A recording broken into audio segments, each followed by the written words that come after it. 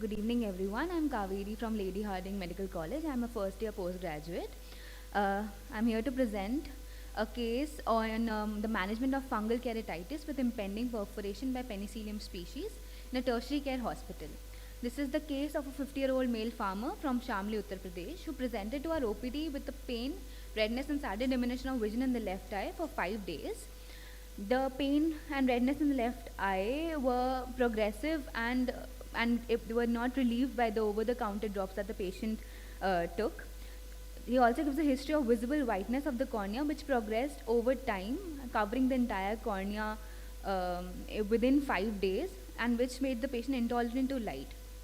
He gives a history of, he gave a negative history for any possible predisposing factors, and systemically is not immunocompromised. The vision was hand movement close to face with accurate PR. The ocular examination also showed left eye mild swelling with diffuse conjunctival and circumcorneal congestion. The cornea had an infiltrate with irregular margins, and the surface was rough, and the infiltrate was yellowish white in color. The slit lamp examination also revealed a desmetocele in the center. The AC details were not visible, and the sclera's view was also obscured by the congested conjunctiva. A diagnosis of left eye fungal keratitis with impending perforation was made, and left eye therapeutic TPK under guarded visual prognosis was planned. Corneal scraping was deferred in view of impending perforation.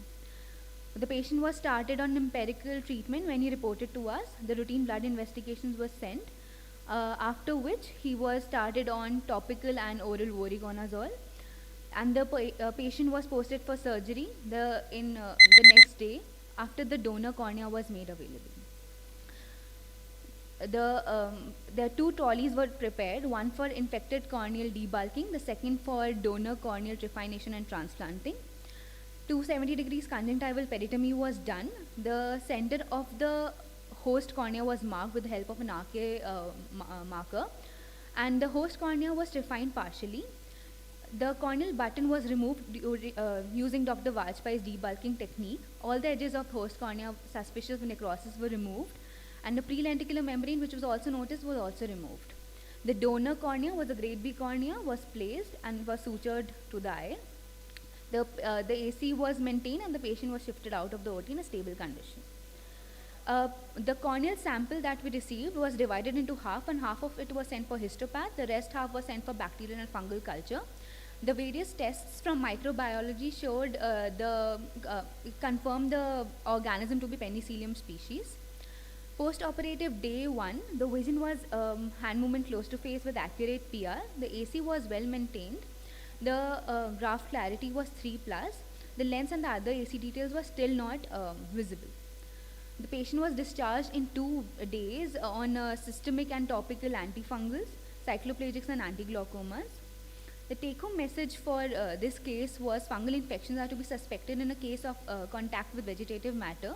Empirical treatment is to be started if corneal scrapings could not be done. Timely intervention can save the globe if not the vision, and can prevent the eye to go into phthisis. To be able to save the vision of a patient, encourage eye donations.